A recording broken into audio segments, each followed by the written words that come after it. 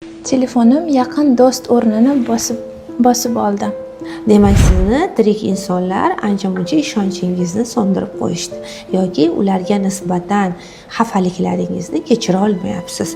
Hech qachon jonsiz narsa tirik insonni taftini, energiyasini, e'tiborini bera olmaydi. Ha, u bizni vaqtimizni o'tkazishga yordam beradi, lekin undan bizga hissiy energiya, ruhiy qo'llab-quvvatlantirish kelmaydi. Shuning uchun ham atrofingizdagi insonlar bilan munosabatingiz uzoqlashishiga, sovishiga, ishonchsizlik paydo bo'lishiga bo'lgan sabablarni aniqlash kerak.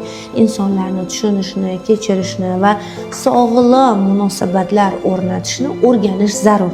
Bu bilimlarni olishni istasangiz, keling, 3 oylik hayotiy jonli maktabimiz aynan mana shuni ustiga qurilgan. Biz sizga 3 oy davomida o'zingizni tushunishni, munosabatlaringiz ustida ishlashni o'rgatamiz.